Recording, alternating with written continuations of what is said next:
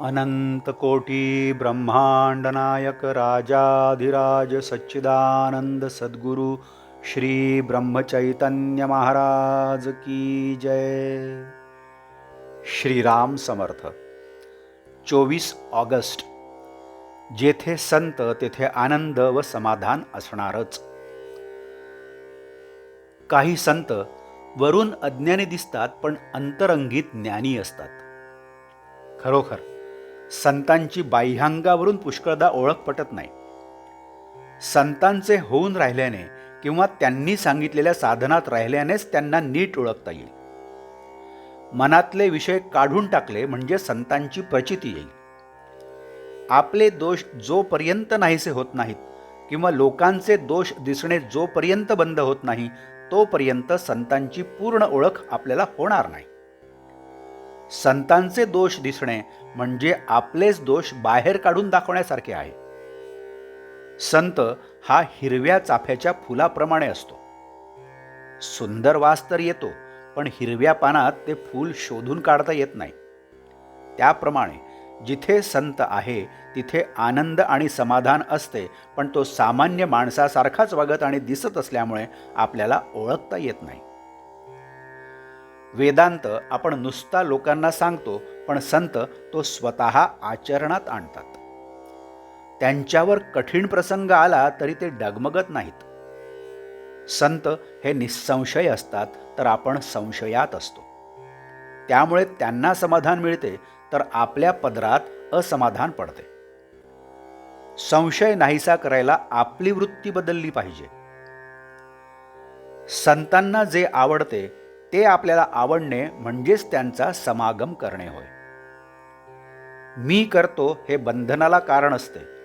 ते नाहीसे करणे म्हणजे गुरुचे होणे समजावे. कधी चुकतो आणि कधी बरोबर असतो तो साधक समजावा आणि जो नेहमी बरोबर असतो तो सिद्ध समजावा. नुसते इंद्रिय दमन हे सर्वस्व मानू नये. ते ज्याच्याकरिता आहे त्याचे अनुसंधान पाहिजे. ज्याला काहीतरी करण्याची सवय आहे त्याने काही काळ मुळीच काही करू नये आणि नंतर भगवंताचे अनुसंधान ठेवायला शिकावे. आपण परीक्षा एकदा नापास झालो तर पुन्हा परीक्षेला बसतो, पण भगवंताचे अनुसंधान ठेवण्यात एकदा प्रयत्न करून यश आले नाही तर ते मात्र आपण सोडून देतो, हे बरे नाही. देवाचे बोलणे हे बापाच्या बोलण्यासारखे आहे, त्याच्याजवळ तडजोड नाही. पण संत हे आईसारखे आहेत आणि आईपाशी नेहमीच तडजोड असते. जो भगवंताविषयी सांगेल तोच संत खरा. संत जो बोध सांगतात त्याचे आपण थोडे तरी आचरण करूया. भगवंताचे अधिष्ठान ठेवून प्रत्येक कर्म करावे. जिथे भगवंताचे स्मरण तिथे माया नाही. जिथे माया अभिमान आहे तिथे भगवंत नाही. दानाचेही महत्त्व आहे.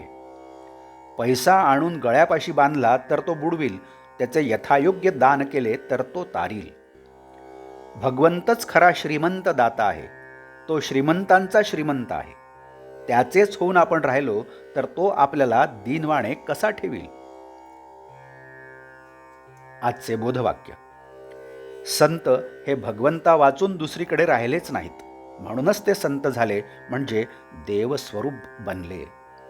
जानकी जीवन स्मरण जय जय राम. नमस्कार. आपण या चॅनलला अजूनही सबस्क्राईब केलं नसेल तर कृपया सबस्क्राईब करावं ही विनंती. आपण या चॅनलला लाईक करा, शेअर करा, कमेंट्स द्या. बेल आयकन दाबायला मात्र विसरू नका. धन्यवाद.